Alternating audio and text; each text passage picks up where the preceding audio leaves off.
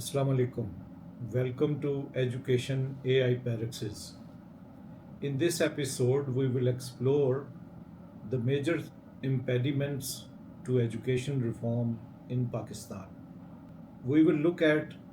systematic challenges or systemic challenges in education in general and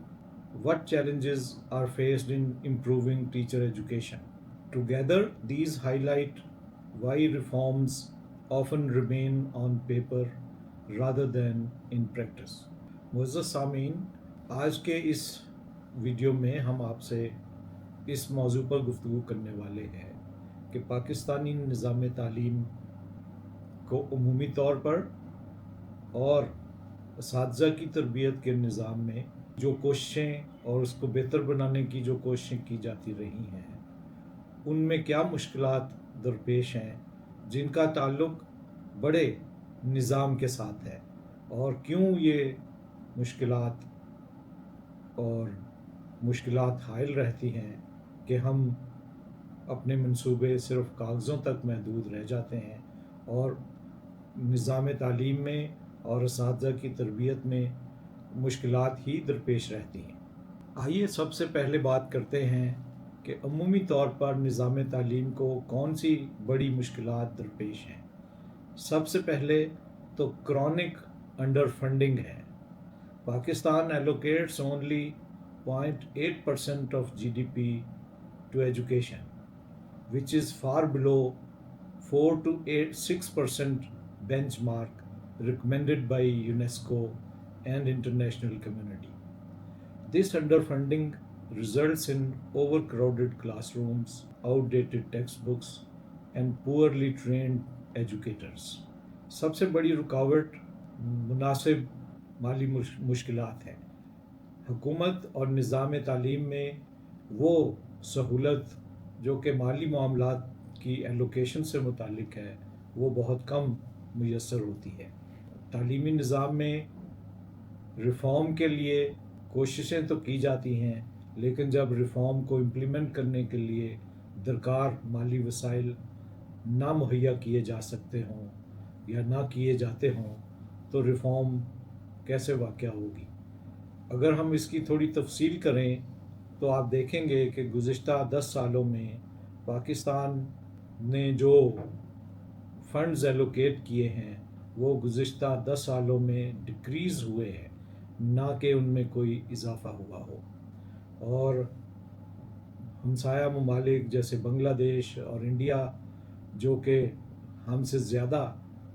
माली वसाइल ख़र्च करते रहे हैं GDP के परसेंटेज के एतबार से, वो हमसे ज़्यादा ख़र्च करने में कामयाब हुए हैं, इसीलिए वहाँ कोई तालीमी सूरत हाल हमारे मुल्क के मुकाबले में इम्प्रूव होती है, बेहतर से बेहतर होती जाती है। हमारे मुल्क में जो माली वसाइल की एलोकेशन है और उसका इस्तेमाल है वो बजट में अनाउंस करने के बावजूद हम साल ब साल गुज़िश्ता 10 सालों में डिक्रीज़ हुए हैं, ना कि हम उसमें इजाफ़ा करने के काबिल हुए हैं। उसकी क्या वजूहात हैं? वो वजूहात इस वक्त हमारे दायरा कार से बाहर हैं, लेकिन ये तालीमी निज़ाम को बेहतर बनाने की बातें या दावे या नारे तो आसानी से लगाए जा सकते हैं, लेकिन जब निज़ाम उसके लिए दरकार माली वसाइल मुहैया ना कर सके और उसमें तो सबसे बड़ी रुकावट ये क्रॉनिक डिज़ीज़ की तरह यानी एक मुसलसल बीमारी की तरह ये हमारे यहाँ मौजूद रही है। कभी भी हम 2% 3% से ऊपर नहीं जा सके, यानी पाकिस्तान की तारीख़ के अंदर जो कंट्रीब्यूशन जो कि रिकमेंडेड है गुज़िश्ता 50 साल से दुनिया कह रही है कि हमें 4% से ज़्यादा और 6% तक अपने GDP का हिस्सा तालीम पे सर्फ करना चाहिए, उसमें हम गुज़िश्ता 10 सालों में मुख्तलिफ़ जो माली इशारिये हैं और जो डॉक्यूमेंट्स हैं उनमें ये बात मौजूद है। मैं कोई अपनी तरफ से ये मालूमात नहीं दे रहा, ये ऑथेंटिक तौर पे ये मालूमात मौजूद हैं कि हमारा निज़ाम तालीम वो माली वसाइल दस्तयाब या फ़राहम नहीं कर सका جس کی ہمیں ضرورت ہے۔ معزز سامعین، تعلیمی نظام میں عمومی طور پر اصلاح کے لیے اور خصوصاً اساتذہ کی تربیت کے لیے جو ریفارم ایفرٹس پلان کی جاتی ہیں ان میں کمزوری اور خامی یا کمی کی سب سے بڑی وجہ تو ان اصلاحات کے لیے درکار وسائل کے عدم دستیابی ہے، اور یہ سب سے بڑی وجہ ایک دوسری بڑی وجہ کے ساتھ منسلک ہے۔ یہ بھی سسٹمک امپیڈیمنٹ ہے، یعنی یہ نظام ہمارے ملک کا جو عمومی نظام ہے اس میں ایک خرابی کی طرف نشاندہی ہم کر رہے ہیں کہ اس کی وجہ سے یہ انڈیویجول یا کسی ایک ادارے یا کسی ایک فرد کی رسپانسبلٹی نہیں ہے، بلکہ یہ نظام کے اندر بہتری لانے میں ناکامی کی وجہ ہے۔ وہ وجہ یہ ہے کہ جو پالیسی ڈسکنٹینیوٹی اس کو ہم کہہ سکتے ہیں کہ تعلیمی جو پالیسی ہے اس میں ایک ڈسکنٹینیوٹی ہے، اور اس کی وجہ پولیٹیکل انسٹیبلٹی ہے۔ Frequent policy changes with each government disruption continuously affect the education system. Without long-term stability, reforms fail to take root. یعنی اگر ہم 5 سال کا منصوبہ بنائیں اور 5 سال سے پہلے ہی اس منصوبے کو ڈسکنٹینیو کر دیا جائے تو پھر وہ منصوبہ سوائے ضیاع کے کسی ریسورسز کے ضائع ہونے سے کسی نتیجے کا حامل نہیں بنتا، کیونکہ کنٹینیوٹی اور تسلسل تمام کوششوں کی بنیاد بنتا ہے۔ اگر کوئی کام تسلسل کے ساتھ محنت کے ساتھ جاری نہ رہ سکے تو کبھی بھی کوئی عمارت تشکیل نہیں پاتی۔ پاکستانی تعلیمی نظام، اساتذہ کی تربیت کا نظام کی وجہ یہی ہے کہ ایک پولیٹیکل انسٹیبلٹی کا شکار ہم رہتے ہیں، اور انسرٹنٹی کی وجہ سے ہم جو پالیسی اناؤنس کرتے ہیں وہ بھی ہم اس پر عمل پیرا نہیں ہو پاتے۔ تیسری بڑی وجہ گورننس اور سینٹرلائزیشن کی فیلیئر ہے۔ Centralized policy making often ignores local realities, weak accountability and bureaucratic inertia block effective implementation. ہمارا ملک ایک بڑا ملک ہے، آبادی کے لحاظ سے بھی ہم ایک درجے پہ موجود ہیں، اور اس میں اگر ہم سینٹرلائزیشن کی طرف تھے تو کئی سال تک ہم سینٹرلائزڈ پالیسیز کے حامل رہے، لیکن 18ویں ترمیم کے بعد جو کہ ڈی سینٹرلائزیشن ہوئی اور اس میں پھر امپلیمنٹیشن اور گورننس کا فیلیئر ہوا، تو یعنی صوبے کہنے کو تعلیم جو ہے وہ صوبوں کا معاملہ ہے، اساتذہ کی تربیت صوبوں کو منتقل کر دی گئی ہے، لیکن صوبے میں امپلیمنٹیشن کی وجہ سے، بیوروکریٹک انرشیا کی وجہ سے، ان ایفیکٹو امپلیمنٹیشن کی وجہ سے ہماری یہ پالیسی اور اس میں ہمارے نظام میں تعلیم میں بہتری لانے کے لیے جو کوششیں کی جانی چاہیے وہ اس کی بڑی وجہ ایک گورننس کی فیلیئر ہے۔ گورننس جو ہے وہ گورننس کی فیلیئر سے مراد یہ ہے کہ ہم خیالی طور پر، آئیڈیا کے طور پر اور کانسٹیٹیوشنلی تو ریکوائر کرتے ہیں، لیکن اس کی امپلیمنٹیشن میں اور اس کو لاگو کرنے میں ہماری مشکلات درپیش آ جاتی ہیں، جس کی وجہ سے جو اصلاح ہے، تعلیمی نظام میں بہتری ہے، اساتذہ کی تربیت میں بہتری ہے،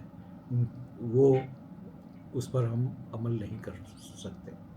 چوتھی بڑی وجہ جس کی وجہ سے تعلیمی نظام میں اصلاح میں مشکلات درپیش آئی ہیں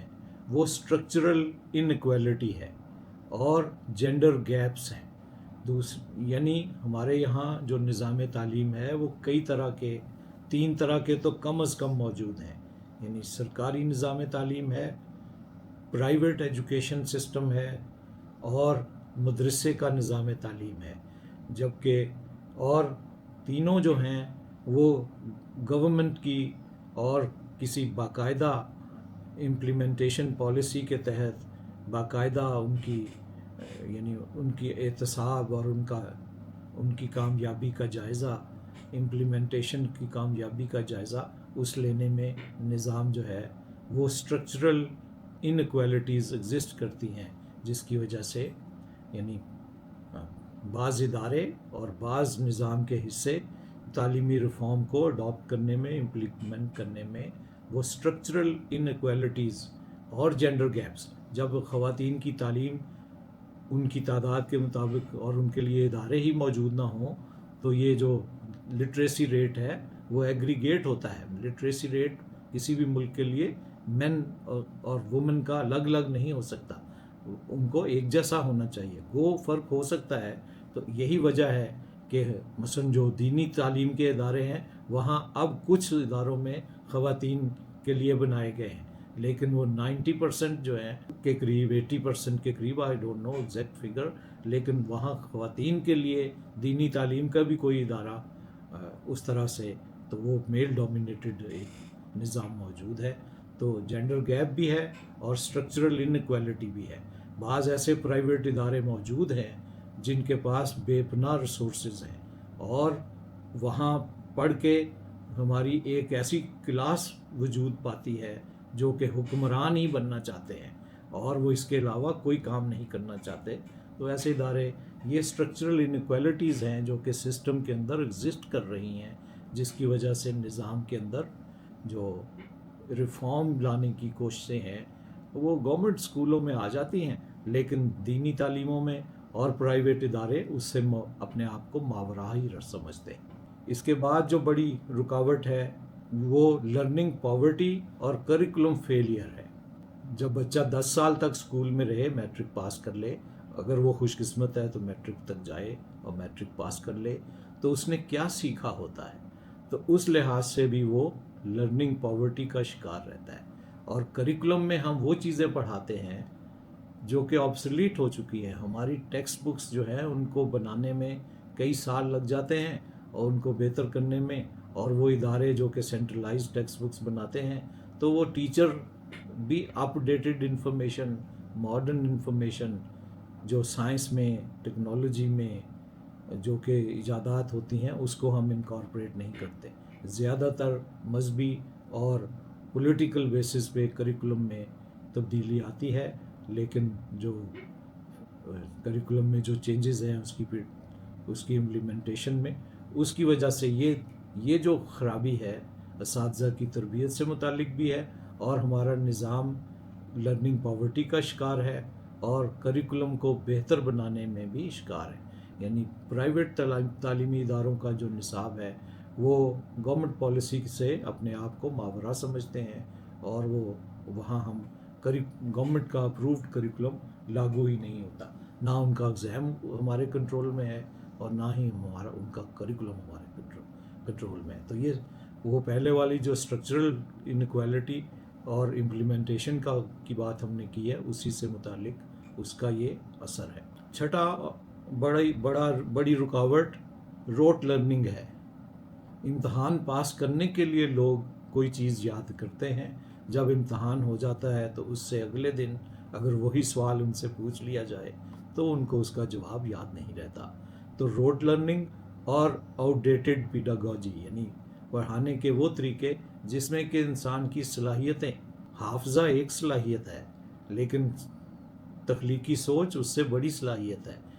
وہ ہم طلبہ میں پیدا کرنے کی کوشش کرتے ہیں، اور نہ ہی ہم اس کا امتحان لینے کی کوشش کرتے ہیں۔ امتحان بھی ہم روٹ لرننگ کا لیتے ہیں، اور